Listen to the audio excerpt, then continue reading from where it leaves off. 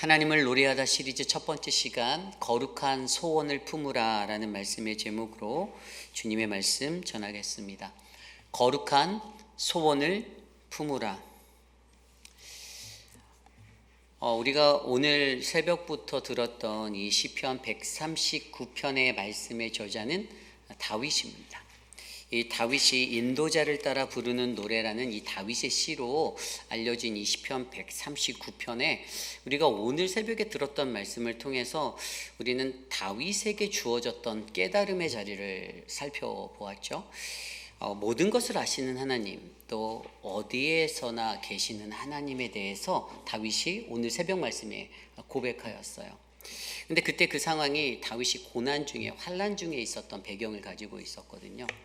그의 삶이 궁핍하고 곤고하고 힘들 때, 어려울 때, 시험과 환난 중에 거해서 자신의 힘으로는 어떠한 것도 감당하기 어려운 그 두려움이 몰려올 때, 억울하게 고소당한 그러한 다윗의 심정에 하나님은 깨달음을 주셨는데, 그것이 하나님은 모든 것을 다 아시는 하나님이시다.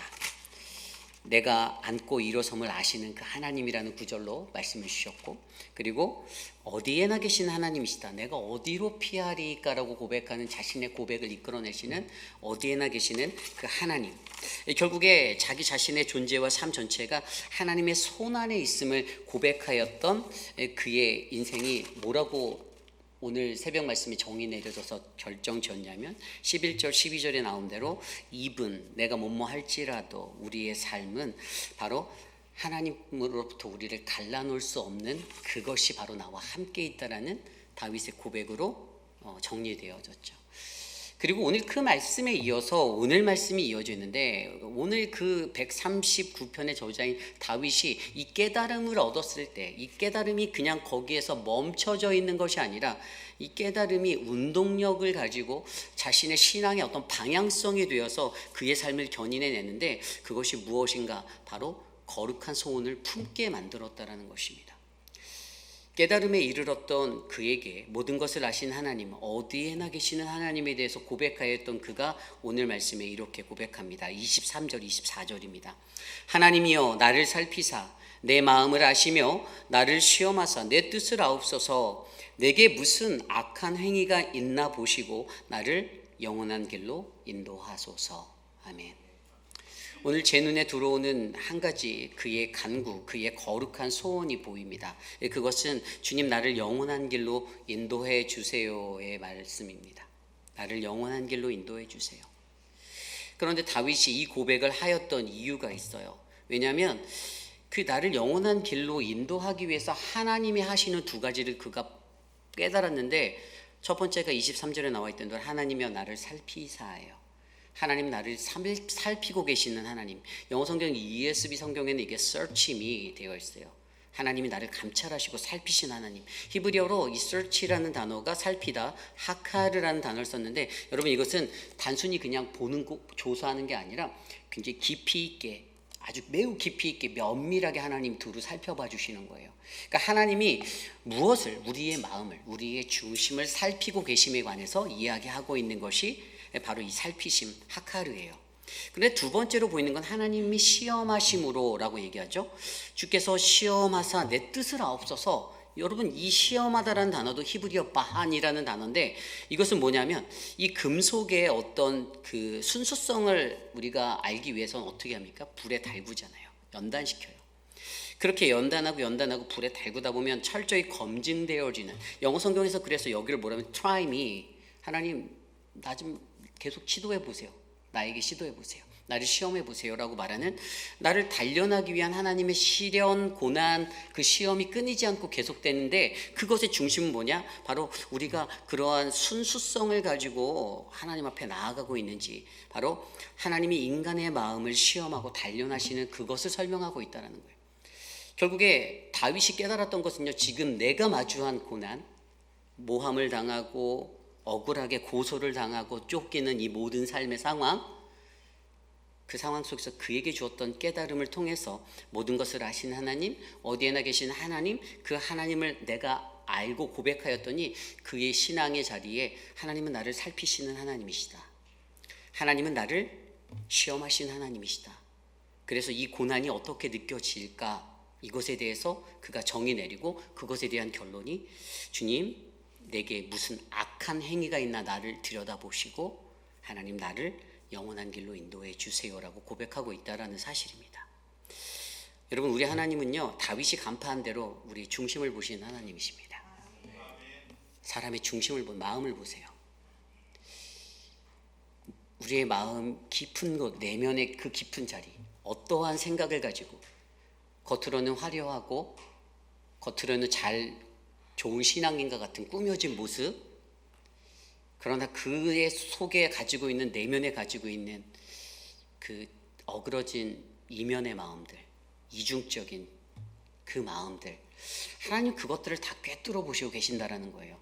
그래서 다윗이요, 하나님 앞에서 하나님을 향한 그 신앙의 순수함을 놓치지 않으려고 했어요. 그리고 그의 고백이 무엇이었습니까? 주님, 나를 영원한 길로 인도해 주세요. 거룩한 소원을 품고 나아가는 이 다윗의 모습이 사실 오늘 굉장히 도전이 되는 대목이에요. 시편 139편의 이 마지막 센텐스, 나를 영원한 길로 인도해 달라, lead me in the everlasting, 주님의 영원한 그 끝없는 그 자리로 나를 인도해 달라라고. 여러분, 이게 뭐예요? 여기서 나를 이 영원한 길로 인도해 달라는 거, 문자적으로 보면 이것이 우리에게 무엇으로 전달되고 있습니까? 사실 우리가 일반적으로 생각할 때 내가 그냥 하나님의 영원한 길에 그냥 서는 것, 이렇게 생각할 수 있는데, 사실 이것은요, 정말 저와 여러분들이 너무나도 잘 알고 있는 하나님이 원하시는, 하나님이 정말로 우리에게 원하시는, 하나님께 합당한 그 마음이 맞는 자리에 내가 갈 수 있는 영원한 생명의 길에 내가 서게 해달라는 거예요. 죄를 떠나고 죄를 멀리하고 죄를 끊어내고 내가 그 길에 설 수 있도록, 하나님, 내가 그 하나님의 영원한 그 은혜의 자리에 내가 설 수 있도록, 내가 하나님과의 그 친밀한 교제함이 끊어지지 않는 그 자리에 나를 놓게 해달라. 이 거룩한 소원을 품고 말하는 이 다윗을 오늘 우리가 발견하게 됩니다.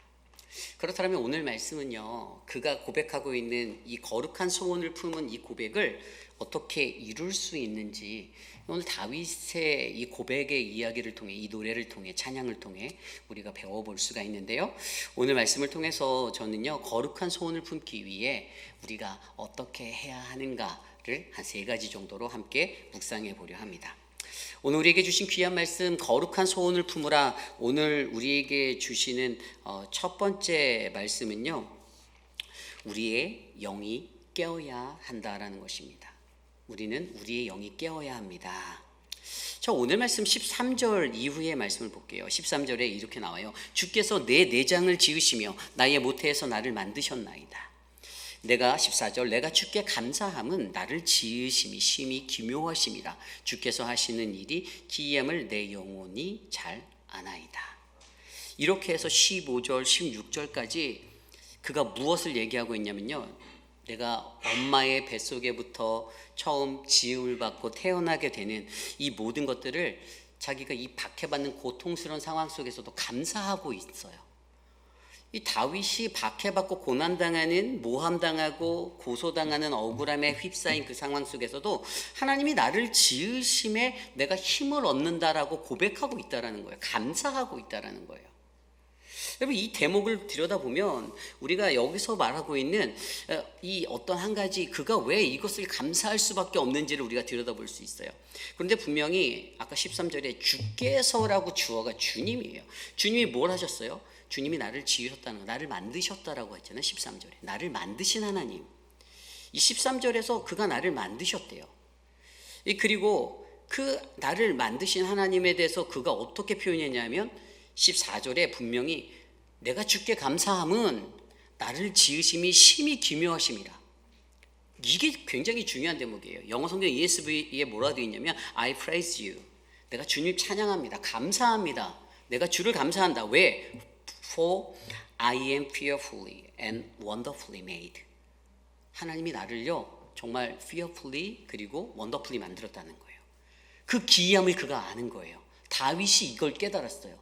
내가 오늘 이곳에서 살아갈 수 있는 것, 내가 인간이라는 존재로 살아갈 수 있는 그것에는요, 하나님이 나를 원더풀하게 만들어주시고 원더풀리 만드셨던 것이 있는데, 이 원더풀리가 바로 우리말 성경에 바로 기묘하심으로 표현된 단어거든요.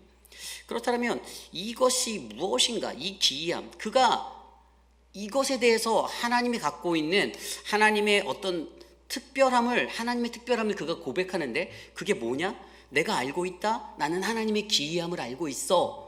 이 기이함이 무엇인가를 우리가 찾아내면 되는 거예요. 그래서 이것을 언더스탠하고자 할 때 영어 성경을 좀 더 보면 뭐라고 나왔냐면, 뒤에 뭐라고 나와 있냐면요, I'm fearfully and wonderfully made.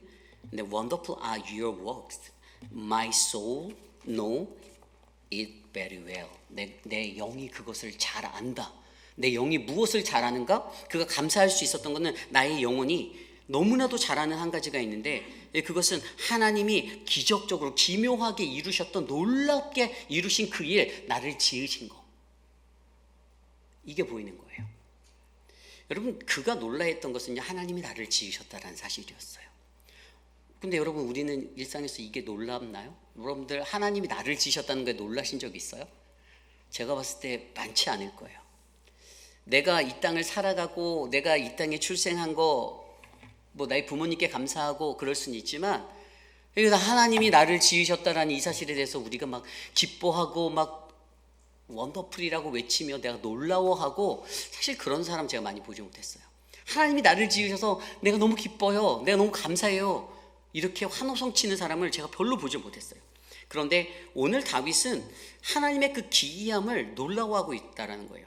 여기서 말하는 하나님의 기이함이라는 단어를 조금 더 알기 위해서, 이 기이함이라는 단어가 어떠한 단어냐, 히브리어로 아까 원더풀로 쓰여진 이 히브리어 단어가 히브리어 팔라라는 단어예요. 이게 6395번 히브리 성경의 6395번 단어인데, 히브리어 팔라는 어떤 뜻이냐? To be separated or distinguished. 구별됨이에요.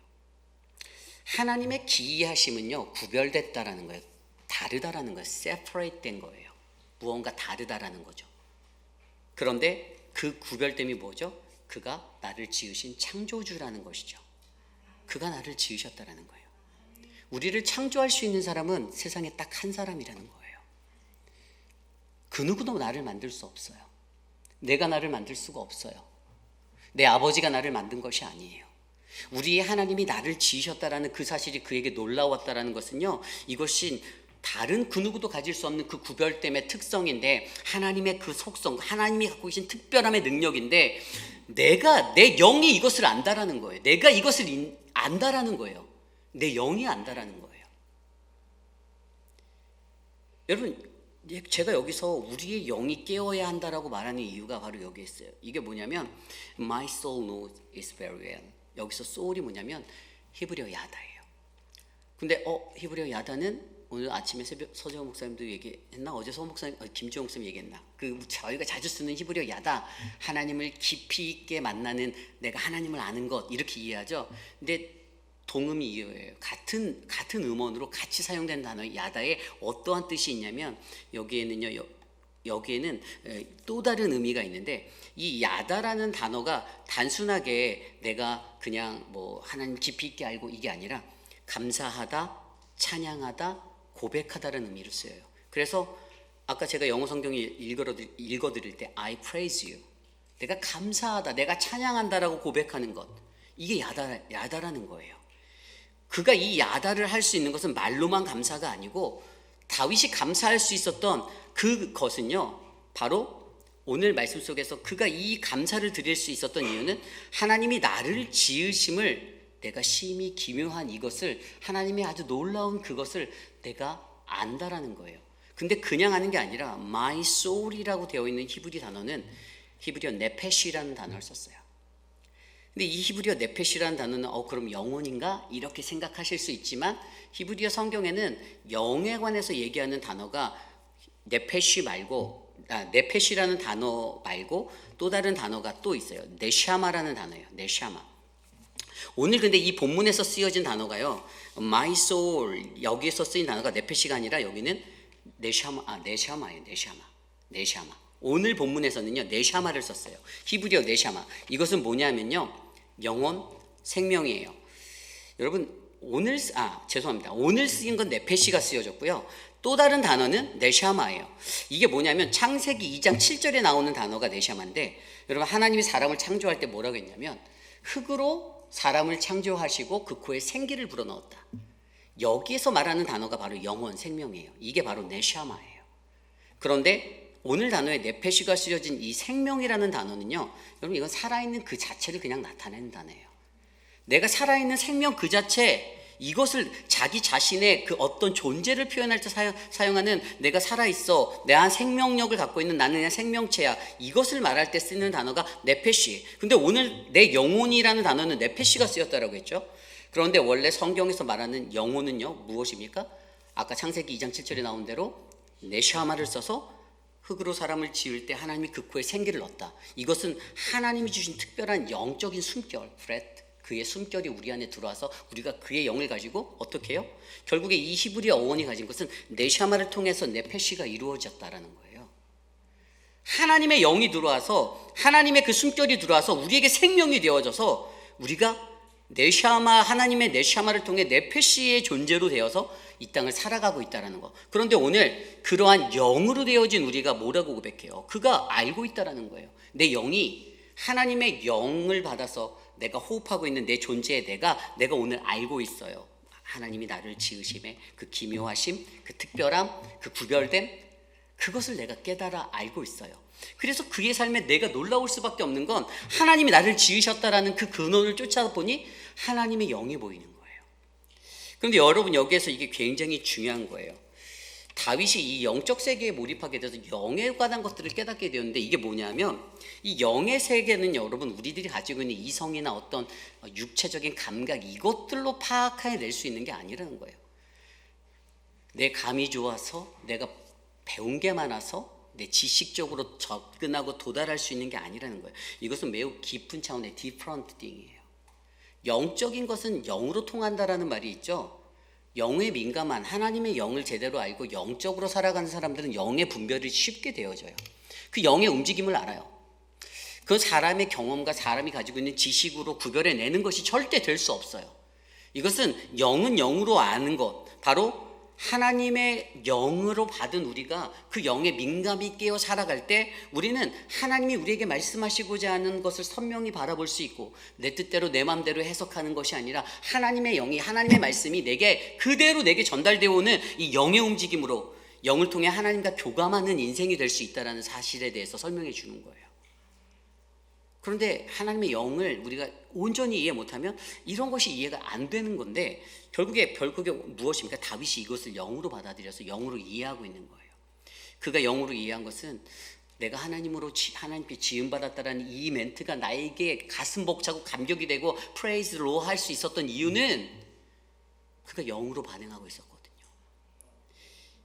여러분, 그래서 오늘 우리에게 필요한 건 우리의 영이 깨어야 한다는 거예요. 우리의 영이 살아야 하는 거예요. 그가 나를 영원한 길로 인도해 주세요라고 고백할 수 있는 그 마지막에 한 구절이 임팩트 있게 그의 삶의 움직임의 고백이 될 수 있었던 원동력의 하나가, 그는 영을 깨어서 영으로 바라보고 영으로 느끼고 영으로 날리는 그런 인생을 살 수 있었거든요. 어떻게 하냐고요? 다윗의 인생이 그랬어요. 여러분, 다윗이요, 인간의 감정으로 머물렀던 사람이었습니까? 다윗이 감정이 있었겠죠. 그도 감정에 흔들렸던 것이 있었을 거예요. 그런데 분명히 우리가 알고 있는 성경 속의 말씀에서는 다윗은 감정을 뛰어넘어 하나님의 말씀 앞에 영으로 반응하려고 했던 사람이었어요. 사울이 쫓아왔습니다. 사무엘상 24장을 보면 엔디게 광야로 사울이 이제 다윗을 쫓아가요. 도망가는 그 다윗을 쫓아가죠. 그런데 다윗을 잡으러 가는 그들의 일행, 그렇게 쫓다가 어디로 가죠? 동굴 안에, 그죠? 동굴 안에 있는 그 속으로 들어갔는데 볼일 보러 들어갔다가 거기에서 다윗의 패거리들이 숨어 있었죠. 신복이 말합니다. 다윗에게 기회입니다. 하나님이 주신 절대 기회입니다. 지금 당신의 원수를 당신의 손에 하나님 넘겨주시려 합니다. 왕이시여, 죽일 수 있게 해주세요. 다윗이 거절했습니다. 그렇죠? 다윗이 사울의 겉옷자락만 살짝 베버렸어요. 그죠? 근데 거기서 그게 끝났나요? 그러면서 그가 뭐라고 말했냐면, 여호와의 기름 부음 받은 자를 내가 대적하는 것, 이것은 하나님이 금지하는 것이다라고 말했죠. 근데 이야기에 여기서 멈추지 않고 이 사무엘상 6장으로 2장만 더 넘어가면 똑같은 이야기가 장소만 바뀌어서 다시 전개돼요. 26장에 사무엘상 26장에 보면 십광야 하릴라산에 이르렀을 때 사울이 또 추격해 와요. 그런데 그때 다윗이 기회를 얻게 됩니다. 그때 사울이 그들의 진영 깊은 곳으로 들어갈 수 있는 기회를 얻게 됐어요. 그리고 들어갔어요.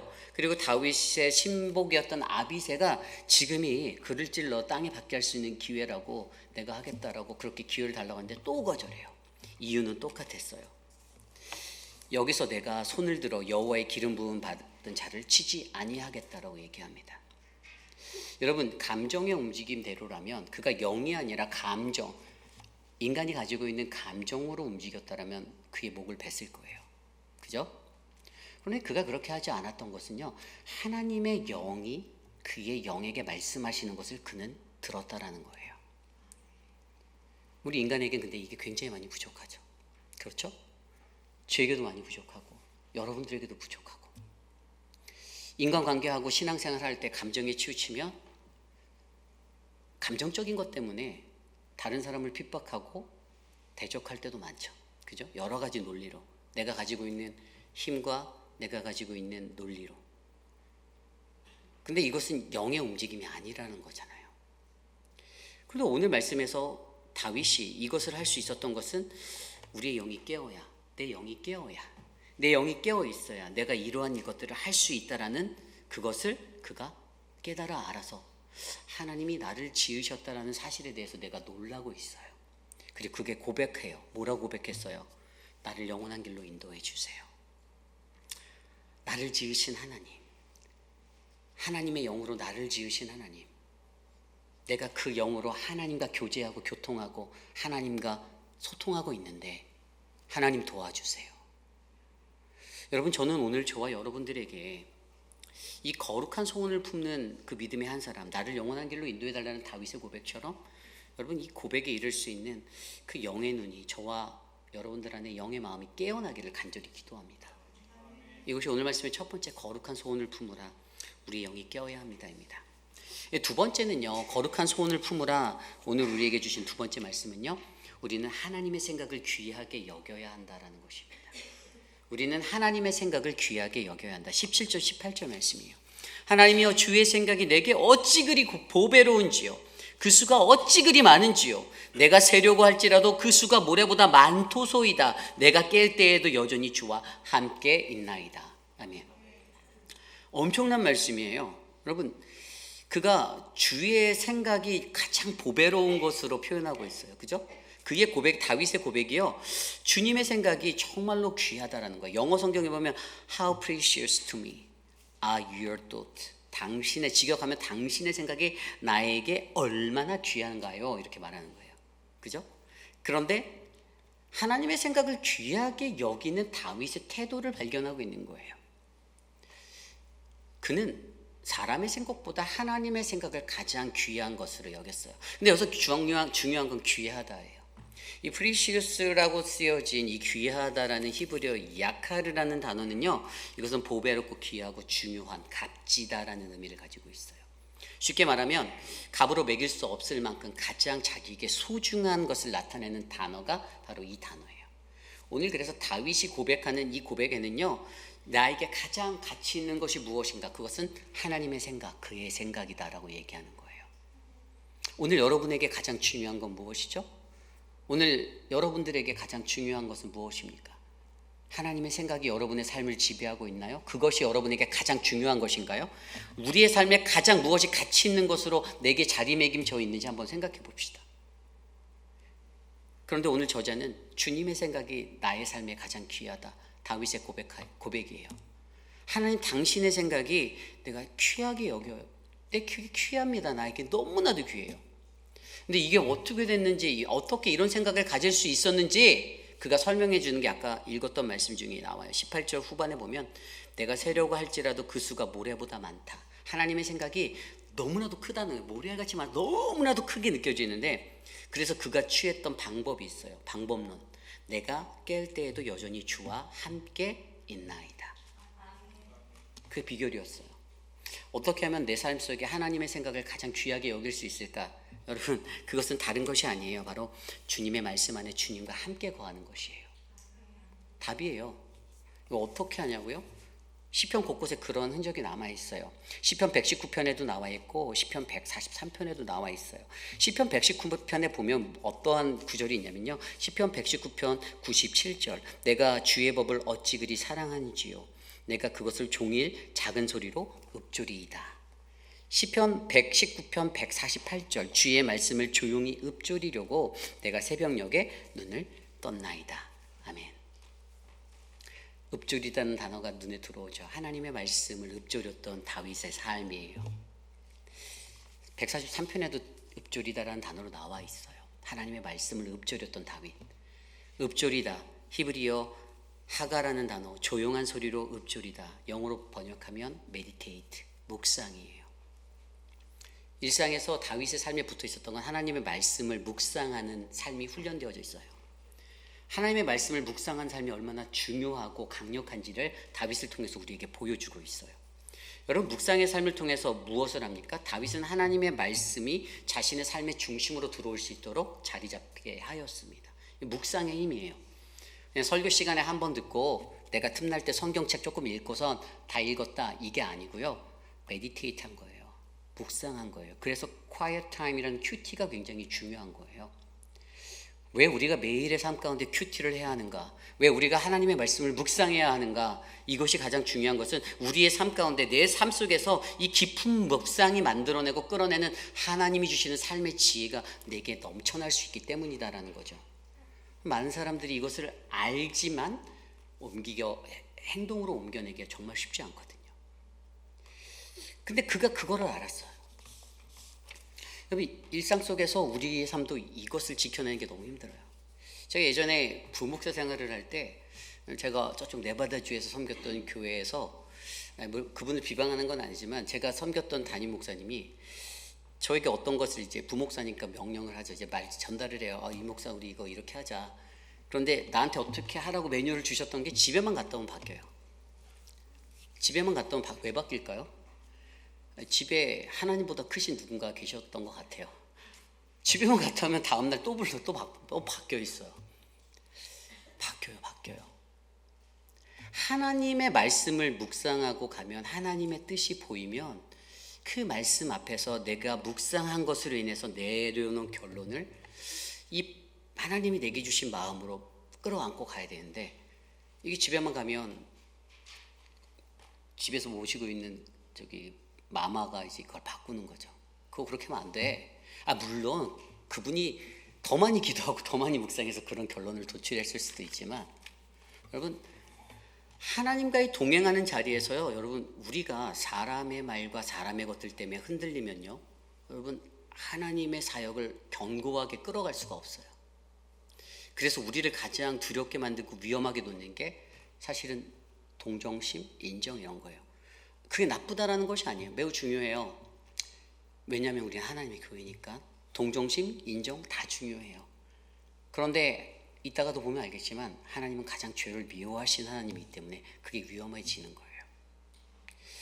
여러분, 우리의 삶 속에서 깊은 묵상이 만들어내는 이러한 삶의 지혜를 얻고 오늘 그가 하나님의 생각은 가장 귀하다라고 인생의 표대를 삼을 수 있었던 그 묵상이 저는 다른 사람이 여러분들에게 찾아와서 여러분들의 마음에 조언이 되고 어떤 어드바이스가 되어서 전달되어진다 하여도 여러분들을 흔들 수 없는 하나님과 여러분들만의 소통 자리가 되기를 소망합니다.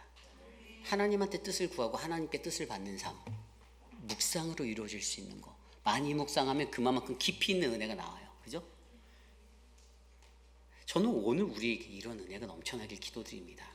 그것을 통해 다윗이 고백했잖아요. 나를 영원한 길로 인도해 주세요. 그가 이 결정을 내려서 하나님께 구할 수 있었던 이유 중에 하나가 하나님의 생각을 귀하게 여겼다니까요.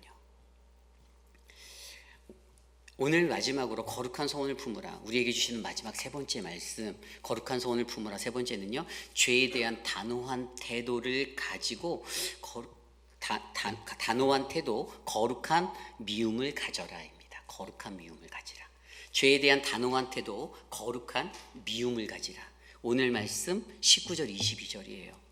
하나님이여 주께서 반드시 악인을 죽이시리이다. 피 흘리기를 즐기는 자들아 나를 떠날지어다. 다윗이 선포하죠. 피 흘리기 즐겨하는 사람들, 대적들 다 나에게서 떠나가. 대적 기도하듯이 선포하고 있어요. 그리고 20절에도 그들이 주를 대하여 악하게 말하며 주의 원수들이 주의 이름을 헛되이 맹세하나이다. 오늘요 그가요 악이 떠날 것을 선포하고 피 흘리는 것을 즐기는 자들아 나를 제발 떠나가라고 선포할 수 있는 그것을 보면 그가 주를 미워하는 자를 미워하고 있다는 그의 중심을 바라보게 해요. 그죠? 오늘 그가 대적들을 미워하는 것은요 이유가 딱 하나였어요. 사람이 미워서가 아니라 주를 미워하는 죄의 속성, 그 자리를 미워했던 거예요. 그래서 20절 말씀에 주를 대하여 악하게 말하며 주의 원수들이 주의 이름으로 헛되이 맹세하고 21절에 여호와여 내가 주를 미워하는 자들을 미워하지 아니하오며 주를 치러 일어나는 자들을 미워하지 아니하나이까. 미워한다는 거예요, 안 미워한다는 거예요? 미워하고 있다는 거예요. 그런 자들을 내가 미워한대요. 그런 자들을 미워한대요. 그러면서 22절 내가 그들을 심히 미워하니 그들은 나의 원수들이니이다. 아멘. 근데 여러분 여기서 우리가 정말로 잘 이해해야 하는 한 가지가 있습니다. 여러분 일반적으로 우리가 오늘 이 구절 딱 읽어보면 다윗이 죄 짓는 사람들 미워하네라고 엿보이실 것 같아요. 근데 사실 그 해석이 아니에요. 이 원어로 이 성경들을 자세히 들여다보면 사실 오늘 그가 보이는 이 삶의 자리에서 그가 정말 미워하는 이 거룩한 미움의 자리가 그에게 있어요. 그가 가지는 이 거룩한 미움의 자리, 이게 왜 일어나는지를 우리가 파악해낼 수 있거든요. 그러니까 일반적으로 죄와 악에 대한 하나님의 의로움의 진노를 그가 지금 느끼고 있는데 이러한 모습이 오늘 이 시대를 살아가는 저와 여러분, 우리 성도로 불리는 거룩한 주님의 백성들에게 필요하다라고 그가 외치는 것은 우리 모두가 거룩한 미움을 가져야 한다라는 이것을, 아니 미워하지 말라고 하나님 말하지 않았나요? 미움 다툼 시기 질투하지 말라고 하지 않았나요? 근데 왜 우리가 거룩한 미움을 가져야 해요? 그래서 앞에 거룩함을 붙인 거예요. 우리가 왜 해야 하는가? 여러분 이것은요 하나님의 거룩함을 무너뜨리고자 하는, 하나님이 가지고 있는 그 거룩함의 자리를 박살내고자 하는 사단, 그 악한 그러한 죄에 대한 그 모든 것에 가지는 단호한 거부를 우리로 하여금 일어나게 만드는 겁니다. 오늘 우리가 거부하는 것은요 그 사람이 아니에요. 그 속을 덮고 있는 죄예요. 죄를 거부한다라는 거예요. 여러분 이것이요 인간이 가지는 분노하고 다른 거예요. 인간이 가지는 분노는요, 한번 보자, 너 나한테 이렇게 했지? 근데 기억하겠어. 이 빚은 내가 너에게 10배, 20배, 100배로 갚아줄게. 이건 인간의 분노죠. 그죠? 인간의 증오죠. 연약한 인간이 가지고 있는 죄악된 모습이에요. 그런데 인간의 증오가 아닌 하나님이 가지는, 오늘 하나님이 보여주셨던 다윗의 마음에 주었던, 다윗이 선포하고 있는 거룩한 미움은 그게 아니라는 거예요. 여러분 이게 굉장히 중요한 거예요. 하나님의 거룩하심을 우리가 제대로 안다라면 하나님의 거룩은 죄를 미워하는 것이다라고 성경에 말씀하셨잖아요. 죄를 미워하는 건데 여러분 죄를 진 인간 자체를 미워하는 인간의 분노가 우리에게 담벼져서 움직일 때가 정말 많아요. 그죠? 저도 마찬가지예요. 저한테 못되게 굴면 저한테 못되게 한 사람 제가 좋아할 수 있겠어요? 싫어하죠. 마음에 아픔이 오죠. 근데 저도 다행인 게 목사라서 조금 시간이 지나면 내가 또 잘못 마음을 품었구나라는 생각이 또 제게 찾아와요. 싫어지고 미워하고 보기 싫다가도 근데 목사가 그러면 안 되지라는 마음으로 그런 마음이 찾아오게 돼요. 그런데 우리가 봐야 하는 것은요 그 죄를 짓고 있는 그 사람이 아니라 그를 죄로 묶어서 끌고 가고 있는 그 죄를 봐야 되는 거예요. 그 죄를 미워해야 한다는 거예요. 근데 대부분 99.9%는 저를 포함해서 우리가 그 죄를 행하고 있는 사람을 미워하잖아요. 그죠? 그렇게 살아가고 있어요. 헬라어 성경에 보면요 헬라어 단어 중에 이러한 단어가 있어요. 그 오르게라는 단어가 있고 투모스라는 단어가 있습니다. 투모스라는 헬라 그리스어 이 단어는요, 인간이 가진 분노, 인간에게 통제되지 않은 분노의 모습을 헬라어 단어로 투모스라고 그래요. 그런데 하나님이 가지고 계신, 하나님이 갖고 있는 진노가 있어요. 하나님이 원하는 심판을 이루기 위해서 하나님이 행하시는 그 분노, 그 진노의 자리, 이것을 헬라어로 오르게라고 말하고 있어요. 그런데 투모스와 오르게는 확연히 다르다라는 거예요. 인간의 분노는요, 인간의 감정이 만들어낸, 인간의 감정적인 것으로 일구어낸 그러한 어떤 분노의 자리, 역정의 자리, 화의 자리예요. 그런데 하나님은요, 하나님이 가지고 있는 그 거룩함의 속성을 잃지 않기 위해서, 그분이 갖고 있는 그 거룩함 때문에 하나님은 분노하세요. 하나님 심판하세요. 진노하시는 하나님이에요. 그게 오르게예요. 이것을 알면 오늘 그가 외치는, 다윗이 말하고 있는 거룩한 미움, 19절부터 22절까지 말했던 거룩한 미움이 이해가 되는 거예요.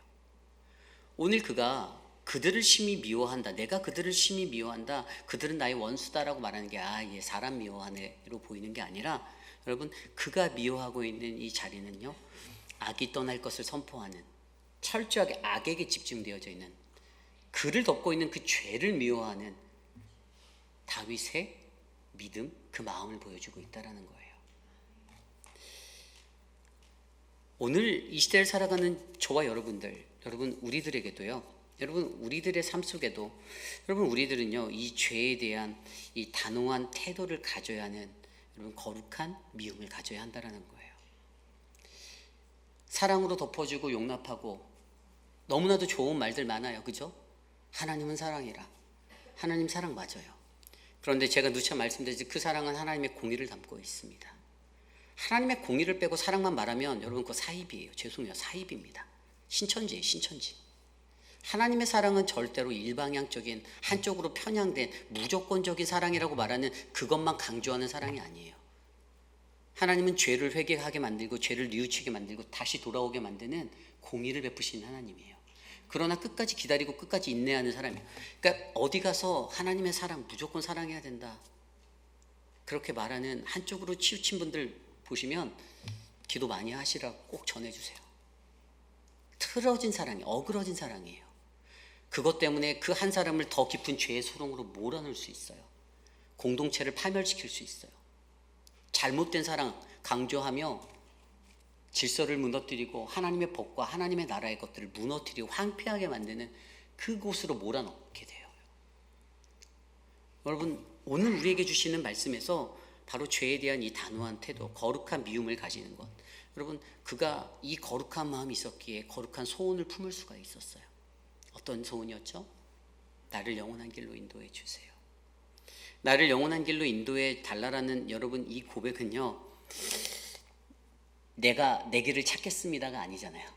다윗이 내 길은 내가 알아서 해. 하나님이 뭔데? 내 길을 내가 살 거야. 내가 어떤 사람인 줄 알아? 내가 이 교회 담임 목사야. 제가 이러면, 그죠? 내가 내 길은 찾을 테니까 넌 네 길이나 잘해. 이게 아니라요. 하나님께, 그죠? 하나님 나에게 길 좀 알려주세요. 나 너무나도 약한데 나 좀 인도해 주세요. 지금 다윗이 고난당하고 핍박받고 있는 그 억울하게 고소당한 이 상황 속에서 내 길은 내가 찾겠소가 아니라 하나님 내 길 좀 인도해 주세요라고 고백하며 끝내잖아요. 139편을. 그가 고백했던, 앞서서 그가 발견했던 모든 것을 아신 하나님, 어디에나 계시는 하나님을 그가 깨달았을 때 그의 삶의 행동의 변화가 오늘 말씀에 드러난 대로 우리의 영이 깨어야 한다라는 사실, 내 영이 깨어서 하나님의 기이하신, 나를 지으신 하나님에 대해서 그가 알아서 영이 영으로 움직일 수 있는 법을 배웠던 다윗, 하나님의 생각을 귀하게 여기는, 그래서 그것을 이루기 위해 무엇을 했나요? 메디테이션, 읊조렸던 다윗의 삶의 모습을 통해 하나님의 말씀을 묵상함으로 하나님의 생각이 왜 그에게 귀하게 됐는지 씹고 또 씹었더니 진리가 보이는 거예요. 그리고 마지막으로 죄에 대해 단호한 태도로 나아갔던 다윗, 거룩한 미움을 가졌던 그의 모습, 그래서 그가 외쳤던 거룩한 마음을 가지고 살아야 한다라는 이것을 통해 그가 여전히 이 고난의 자리에서 고백했던 한 가지, 바로 주님, 나를 영원한 길로 인도해 주세요. 여러분, 저는 오늘 이곳에 계신 우리 모두가 주님 앞에 이 거룩한 소원을 품으며 나아가는 인생이 되시기를 소망합니다. 주님, 나를 영원한 길로 인도해 주십시오. 주님, 내가 내 힘이 아니라 주님이 주시는 그 은혜로 그냥 단순히 내가 이 세상에서 살아가는 어떤 바른 길에 대해서 그냥 내가 바른 어떤 법을 고집하고 이루는 것이 아니라 진짜 하나님이 내게 없으면 내가 할 수 없어요. 하나님의 구원, 그 생명이 내게 필요해요. 내가 오늘 생명이 없는 자같이 사는 인생이 아니라 제발 하나님 닮은 인생 되게 해주셔서 하나님 생명이 내게 있는 자 되게 해주셔서 주님, 나 좀 인도해 주세요라고 고백하는 이 거룩한 소원을 품는 우리 모두가 되시기를 간절히 기도드립니다. 이제 말씀을 정리하고자 합니다. 하나님을 노래하다 시리즈 첫 번째 시편 말씀을 통해 오늘 우리는요, 거룩한 소원을 품으라라는 그 은혜의 말씀을 들여다보았습니다.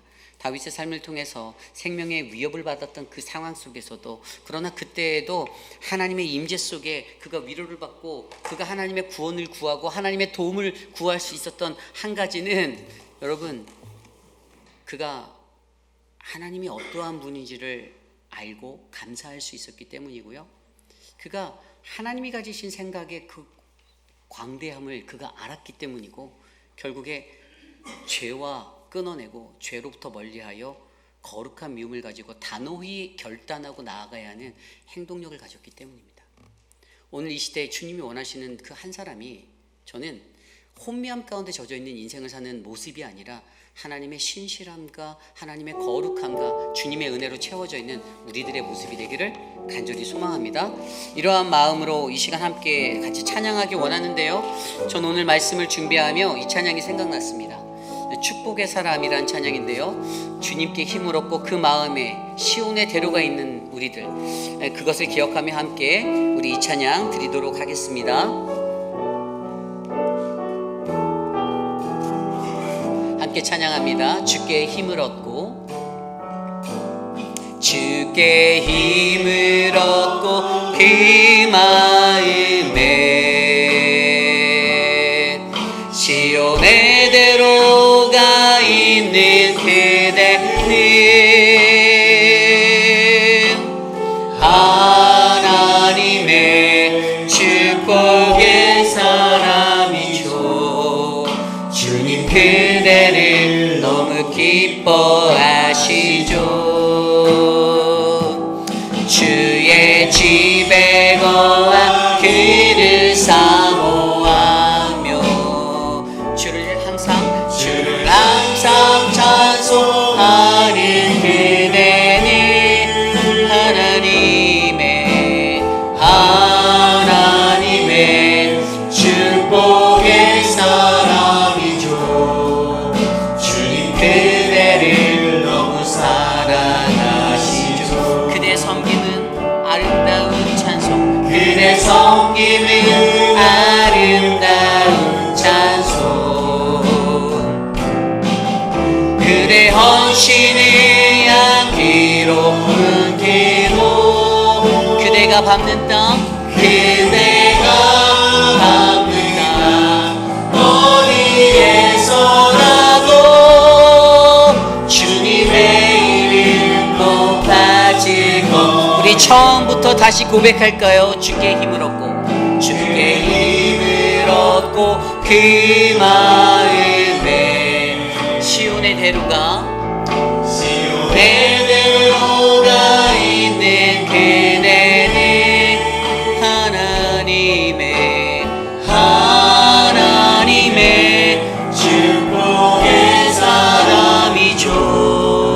주님, 그대를 너무 기뻐하시죠. 주의 집에 거하기를 사모하고 항상 찬송하는 그대는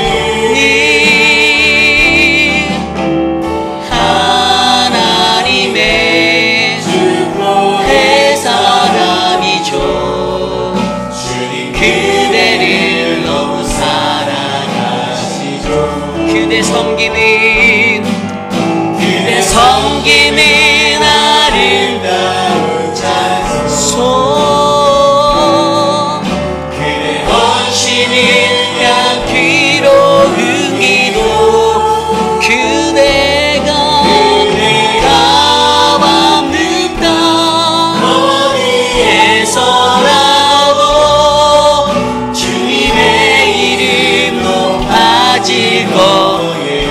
섬김은 아름다운 찬송, 섬김은 아름다운 찬송, 그대 헌신을 향기로운 기도, 그대가 담합니다. 어디에서라도 주님의 이름. 우리 마지막으로 고백할까요? 그대 섬김은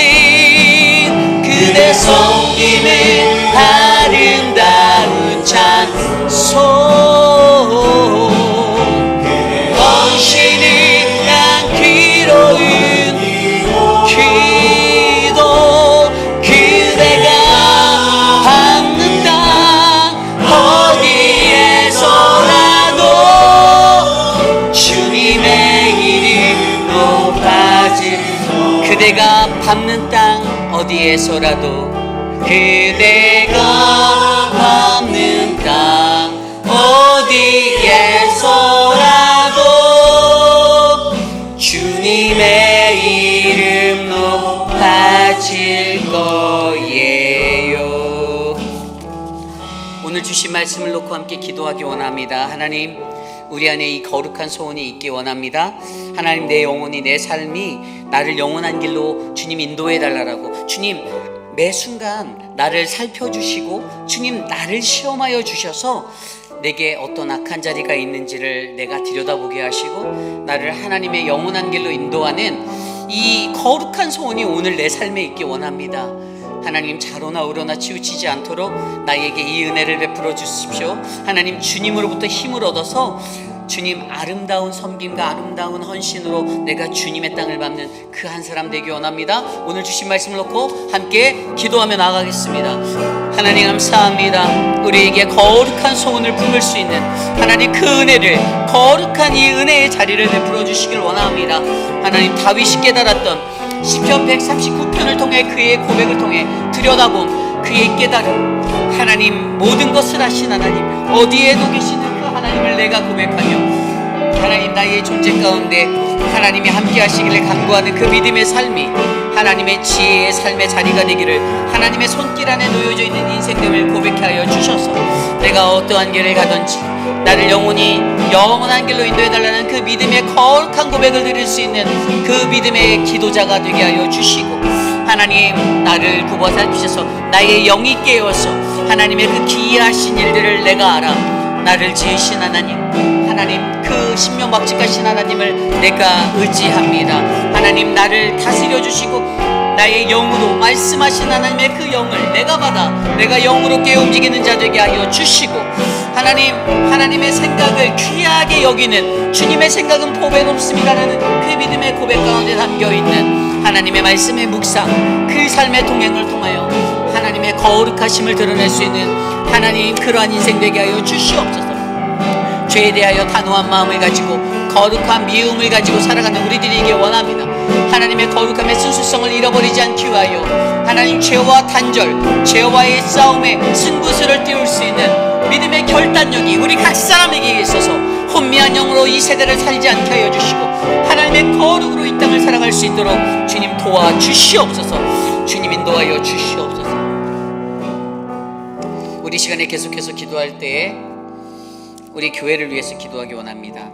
2025년도를 마무리하며 26년도에는 더 큰 하나님의 꿈을 가질 수 있는 그러한 교회가 될 수 있도록 기도해 주시기를 바랍니다. 2026년도에 우리에게 주시는 거룩한 또 주제가 있습니다. 그리고 그 주제에 맞춰서 저는 저와 여러분들이 같은 마음을 품고 하나님 앞에 나아가기 원하는데요.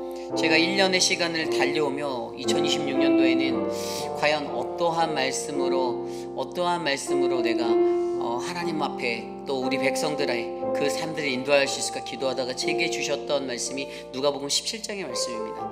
그 말씀이 뭐냐면 바로 하나님 나라가 어디 있나요? 그리고 제가 정했던 주제는 하나님 나라 이곳에입니다. 2026년도 우리 회의피라는 장로교의 표제는 하나님 나라 이곳에입니다.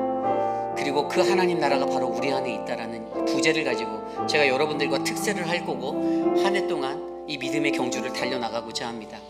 여러분, 하나님 나라가 우리 교회 바로 이곳에 있음을 믿으시기 바라고, 하나님 나라가 여러분들의 가정에 있음을 믿으시기 바라고, 하나님 나라가 바로 너희 안에 among you, 여러분들 가운데 within you, 여러분들의 삶에 있음을 믿으시길 바랍니다.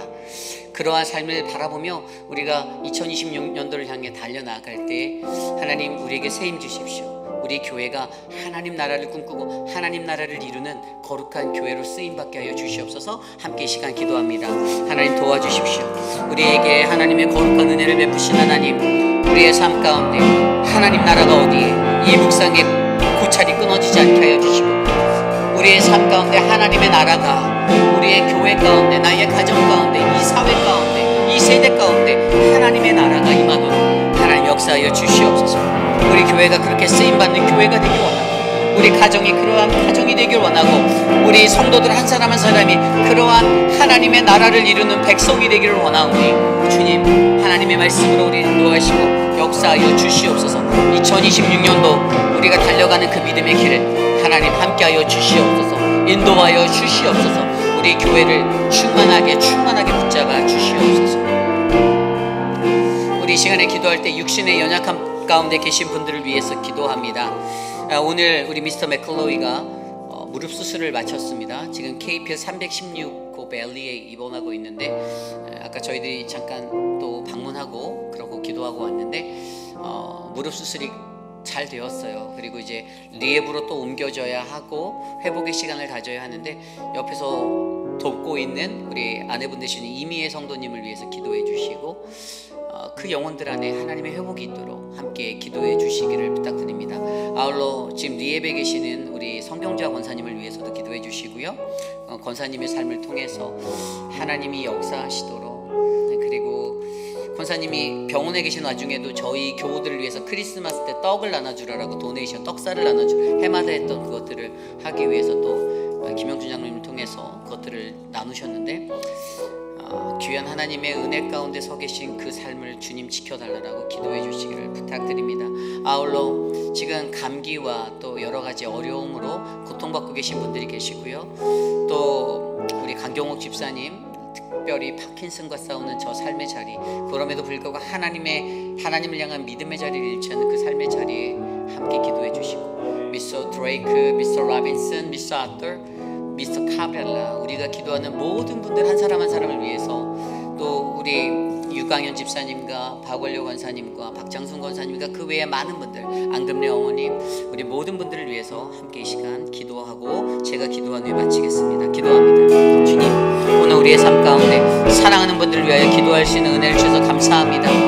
우리의 교회가 하나님 사랑하는 성도들을 위해 전심으로 기도하는 교회가 되게 하여 주셔서, 하나님, 우리가 하나님 안에서 더욱더 연합하고 사랑할 수 있는 믿음의 공동체 되게 하여 주시고, 하나님 육신의 연약한 자들을 구것을 피사 저들에게 하나님의 권능과 주님의 은혜를 베풀어 주시고, 하나님의 사랑으로 만져주시고 하나님 역사하여 주시기를 소망하오니 주님의 뜻을 이루어 주시옵소서. 사랑하는 많은 분들 돌보아 주십시오.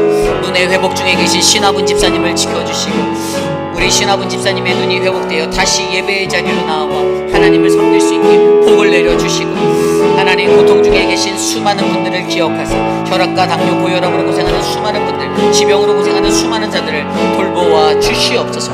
우리의 기도가 단 한 알도 땅에 떨어지지 아니하고 하늘의 심경, 하나님의 은혜에 보답으로 돌아올 수 있도록 주님 역사하여 주시옵소서.